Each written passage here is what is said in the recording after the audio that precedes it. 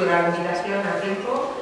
Lo siento un montón por la gente que se ha tenido que quedar fuera, me da muchísima pena, porque bueno, hemos estado ahí maquinando para ver si podían entrar. Yo siempre con los espacios que tienen normas en general me llevo fatal, porque a mí no me entra en la cabeza que haya sillas libres y que haya gente fuera, pero bueno, pues también la gente que está aquí en la puerta es su curro y no les vamos a poner, lo hemos intentado, les hemos intentado poner un compromiso, pero yo creo que hemos estirado lo suficiente para que nos manden a la mierda y se echen mañana.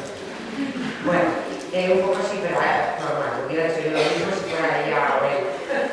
Bueno, sabéis que teníamos un poco gafada esta charla porque la queríamos hacer en torno al 14 de febrero para darle un meneo hasta el San Valentín, que está una manera del Día de los Enamorados, que es un cuadro, pero con la nieve estuvimos ahí, íbamos a, no sé si estuvisteis en todo el jaleo, pero íbamos a hacer en streaming, luego no sé qué. Bueno, total que decidimos que venía otro día. Y aparte, esto tampoco os habéis enterado, pero hay dos chicas que no han podido entrar que ahora mismo están moviendo mi coche de sitio porque no me estoy la plaza de parking prohibido. O sea, quiero decir, ¿a qué voy a pasar yo desapercibida y hacer las cosas bien con lo divertido que se me hace? Bueno, es la tercera vez que estoy en una charla de Viña en poco tiempo y la primera fue en este mismo edificio, pero en otra sala, porque sobre así. La otra vez en Catacrack, cuando se abrió la puerta me pegué un susto porque dije, ¿no? Y es una gozada volver a ver que estáis tanta gente, ¿no? Y me encanta y me alegro un montón de que estemos aquí. Ahora hablaba con el compañero de la televisión, que me ha hecho una entrevista rápida, que en realidad lo de haberlo hecho en torno a San Valentín era muy divertido porque le podíamos dar un meneo. Seguro que quienes estamos aquí ni nos regalaron rosas, ni bombones, ¿no? Ni globos, ni cosas de esas, pero bueno, que sea también, yo creo que lo que nos espera el jueves, que supongo que suena, ¿no? Creo que es muy interesante hablar del amor también unos días antes del jueves, porque lo del jueves también es una huelga de amor. Esto no lo hemos dicho abiertamente porque habría que explicarlo mucho más, ¿no? Imaginar lo que hemos tardado en explicar qué sí paro, qué sí huelga, qué sí por la mañana, qué sí tal, que también es de cuidados y que yo he intentado hacer, yo creo que también es una huelga de amor, y ahora lo explico. Yo he intentado hacer menciones a Lisístrata para decir que el jueves tampoco hay que hacer un poco como Lisístrata, me pilláis, ¿no? No quería decir relaciones, y esas cosas, pero hay que hacer un poco de Lisístrata también. Es decir, yo creo, sabéis, ¿no? La historia de las mujeres que cogieron y decidieron hacer una huelga de sexo, ¿no? Y lo que pasa es que todo el mundo no tiene las redes clásicas como las huevos.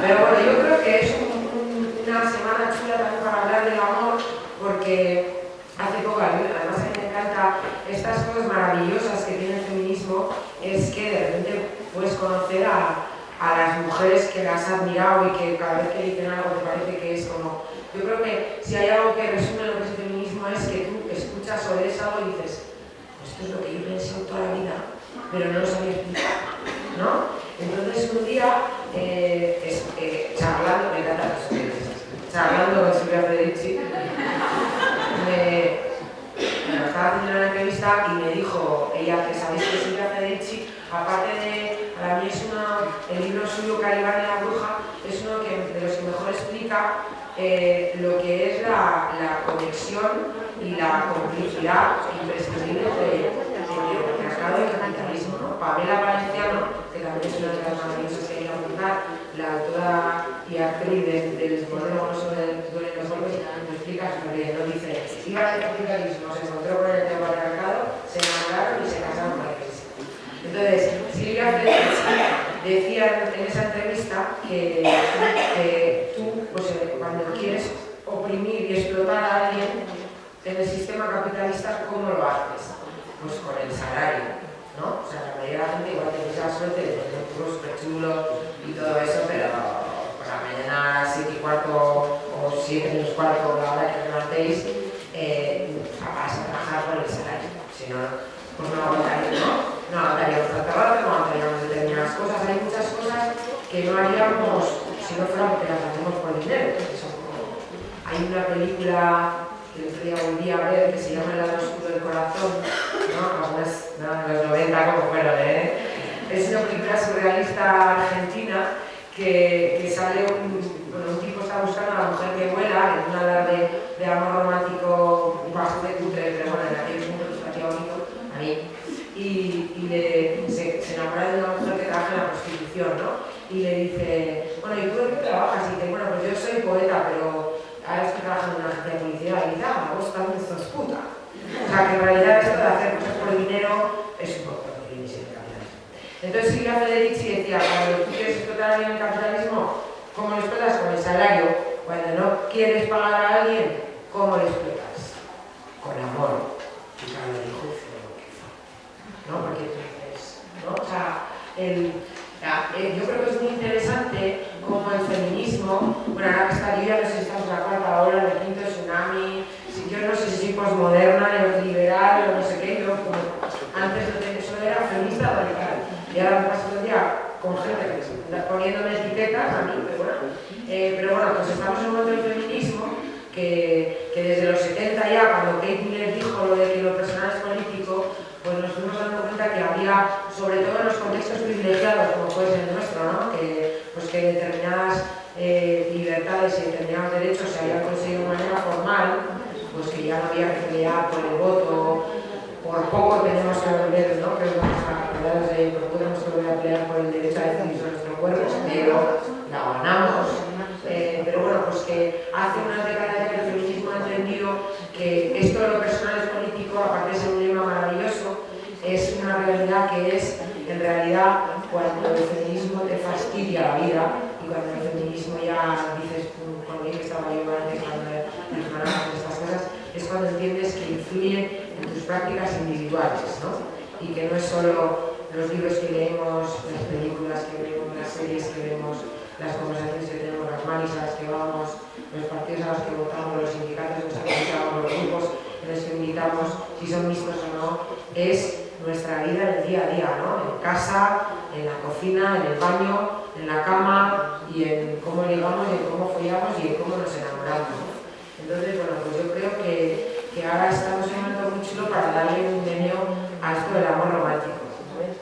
No sé si alguien tiene todavía energía para seguirme en Twitter, que es una cosa que me parece agotadora seguirme, imaginaos ser yo, ¿no?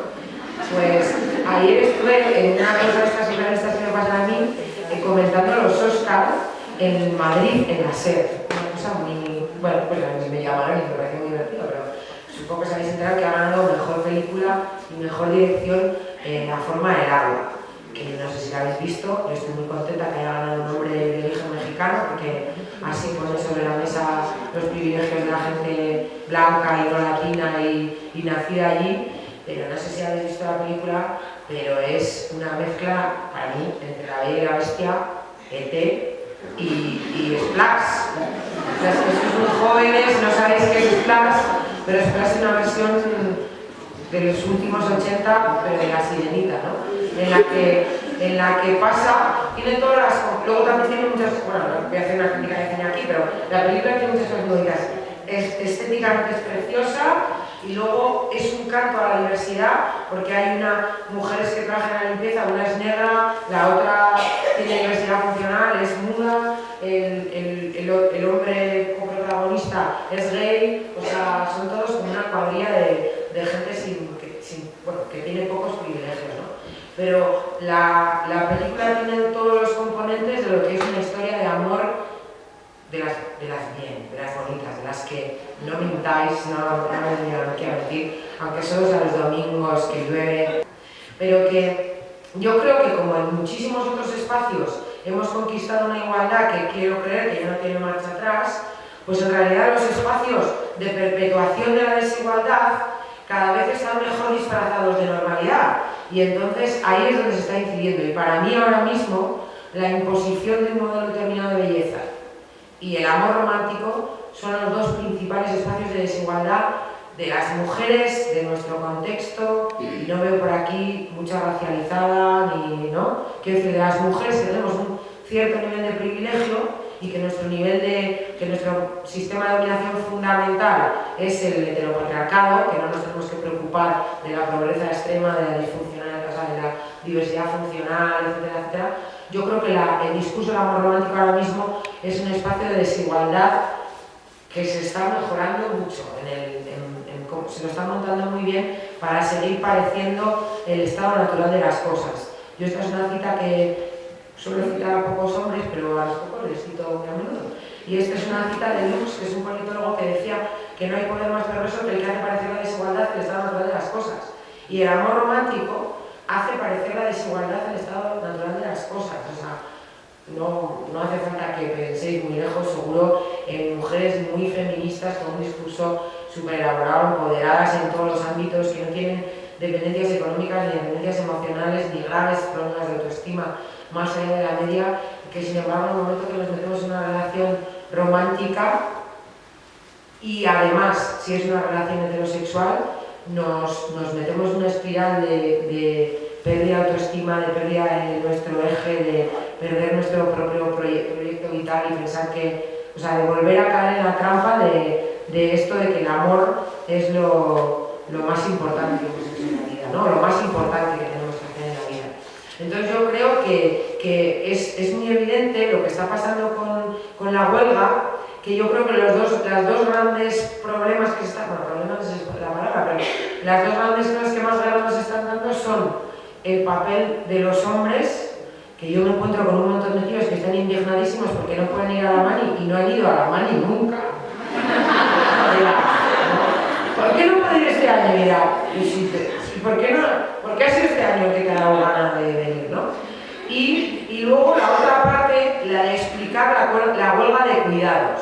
Claro, yo me imagino que os pasa a muchas y yo me he encontrado con muchas amigas, yo como en general mi cadena de cuidados es tengo mis eslabones, que es decir, me cuido a mí un poco y mal y luego pues no tengo, bueno, porque no me la ha puesto la vida igual en esa situación, no tengo obligaciones de cuidado impostergables, ¿no? Pero hay muchas mujeres que los jueves no pueden hacer huelga porque no tienen quien les vaya a recoger a los chiquis, porque no tienen quien le cuide a Itawama, porque, ¿no? Bueno, muchas también que no se lo pueden permitir, porque perder un día o incluso 4 horas de curro es una cosa que para llegar al fin de mes todavía es más difícil. Pero hay el discurso de entender que es una obligación a la que no podemos renunciar ni siquiera la vez que tenemos clara que es la movilización más justa que hemos puesto sobre la mesa en la historia de la humanidad, diría yo, tal vez que se me estuviera muy eficazmente.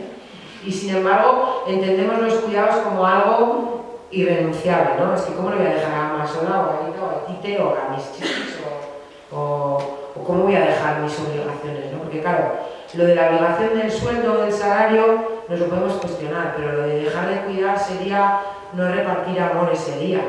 Y esto no nos lo podemos permitir, ¿no? Porque yo creo que hemos interiorizado de una manera que nos va a costar mucho desmontar esto que decía Federici, ¿no? De que nos explotan en nombre del amor y como es en nombre del amor nos dejamos explotar, ¿no? O sea, todavía había, bueno, me imagino que tampoco la realidad no será tan diferente, pero Emakunde ha hecho un estudio muy reciente sobre la realidad de la Comunidad Autónoma Vasca y las mujeres seguimos haciendo el 89% del trabajo gratuito de cuidados. Y claro, trabajar gratis tiene un nombre, y no es solo becaria y contrato en prácticas, sino es esclavitud. O sea, trabajar a cambio de comida y casa es esclavitud. ¿Por qué trabajar a cambio de comida, casa y amor lo llamamos, esto es lo que a mí me gusta hacer, ¿no? O sea, ¿no? Cuando es solo comida y casa entendemos perfectamente que es esclavitud o un campamento de brigadistas, ¿no? Pero esto es otra cosa, esto es solidaridad internacional. Pero cuando es comida, casa y amor, ahí es cuando nos parece, no, claro, esto hay que hacer, ¿no? Entonces yo creo que le tenemos que dar un meneo, además no solo al concepto de amor romántico como concepto de pareja, sino al concepto de amor como moneda de pago para las mujeres en el sistema capitalista. Esto también lo explica perfectamente Silvia Federici. El cuerpo de las mujeres es la última frontera del capitalismo, porque el capitalismo sin nuestro trabajo gratis no se sostendría. O sea, esta idea de que el jueves vamos a parar el mundo no es solo que no vamos a comprar y que no vamos a producir, es que si fuéramos capaces de verdad de no cuidar, por supuesto cuidando de la supervivencia, o sea, que no haya víctimas, por favor, ¿no? tenga cuidados extremos, que busque a alguien que le sustituya o que no nos abandone, pero que esta idea del amor está sosteniendo la estructura del capitalismo, así. O sea, sería imposible, esto, las que hayáis leído Calimán y la bruja ya lo explicamos a lo mejor, pero esta idea de que lo ideal es un hombre y una mujer en una relación monógama y duradera, viviendo en la misma casa y con criaturas a su cargo, que suena muy bonito, y que yo sé que hay algunas igual tenéis incluso la experiencia vital de que puede ser hasta bonito de verdad, pero que este sea el modelo a seguir, que todavía sigamos pensando que esto es lo ideal, no es demasiado casual que se parezca mucho a lo que necesita el capitalismo que hagamos. O sea, esta fórmula es demasiado funcional al capitalismo como para que sea una casualidad, ¿no?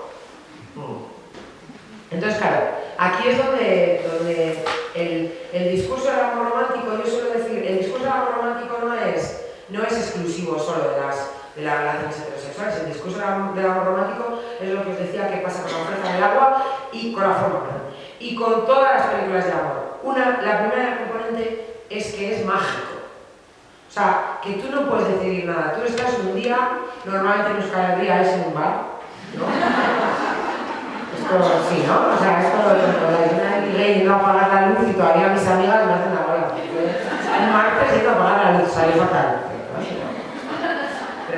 Pero no, es eso, es mágico. O sea, tú estás un día en un bar, seguramente a altas horas de la noche, y aparece una persona y de repente, ¡pam!, surge algo. Es mutuo, además, ¿no? Además, las dos personas os dais cuenta a la vez. Y luego, lo siguiente que pasa es todo una cartilla de un protocolo. Tenemos todo un protocolo de las cosas que tienen que pasar hasta que de repente llega un día 30 años después, te despiertas y haces, como que dice Katalin Miner, ¿no? No la luna es ni un año. O sea, ¿quién es esta persona? ¿No? Porque yo creo que el gran triunfo que ha conseguido el sistema capitalista hace siempre lo mismo. Coge una cosa bonita y que es bien, la pasa por su tamiz y la convierte en una mierda funcional al sistema, ¿no? Entonces, claro, el amor es una emoción, o sea, y es una emoción legítima, como el miedo, como la alegría, como la tristeza, como muchas otras. O sea, sí que es verdad y que pasa que de repente aparece alguien que al resto de la gente le parece una persona totalmente vulgar y a ti te parece una persona extraordinaria, ¿no? Esto sabéis que al resto de la gente le parecen normales, ¿no? O sea, y eso, pero además no te pasa no en el contexto solo del amor, de la amistad, no sé, pero de repente hay gente que aparece y te remueve la vida para bien, ¿no? Y además eso se nota mucho cuando estás así, y haces... ¿no? Pero eso, o sea, es una emoción real, genuina, o sea, como todas las emociones que las sientes y nadie te puede... Tengo miedo, no seas tonto, pues no tengo miedo, o sea, tengo amor, ¿no? El problema es lo que hemos hecho, lo que el sistema capitalista y lo que toda la estructura cultural que está al servicio del sistema capitalista ha hecho con esa emoción, que es que desde el momento que la sentimos ya sabemos todo el rato lo que tenemos